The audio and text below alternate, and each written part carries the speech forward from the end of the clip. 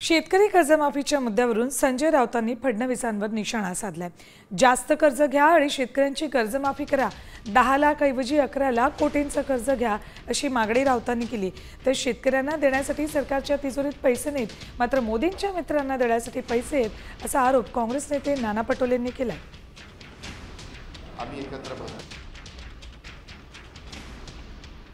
शेतकऱ्यांची कर्जमाफी आम्ही करा म्हणतोय, ती करत नाहीयेत तुम्ही।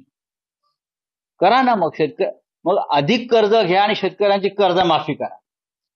10 लाख कोटी कर्ज आहे तर 11 लाख कोटी करा, पण शेतकऱ्यांना तरी तुम्ही आत्महत्या थांबवा। मग हे कर्ज जे आहे 10 लाख कोटीचं कोणाच्या खिशात गेलं? शेतकऱ्यांच्या कांद्याला भाव तुम्ही देत नाही, शेतकऱ्याला हमी भाव देत नाही, शेतकऱ्यांना नुकसान भरपाई देत नाही। मग हे कर्ज झालं का? मग कोणासाठी तुम्ही कर्ज केलं?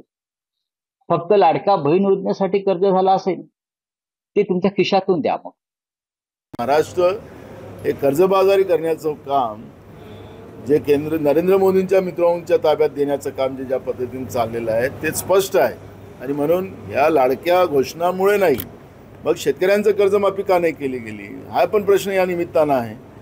पण शेतकऱ्यांना द्यायचे थोडे पैसे त्या सरकारच्या तिजोरीत नाही, पण मोदींच्या मित्रांना देण्यासाठी सरकारच्या तिजोरीत पैसे आहेत का हा प्रश्न या ठिकाणी निर्माण झालेला आहे। आता isakal.com आहे देशातील नंबर 1 ची मराठी न्यूज वेबसाईट। प्रत्येक अपडेटसाठी isakal.com ला नक्की भेट द्या।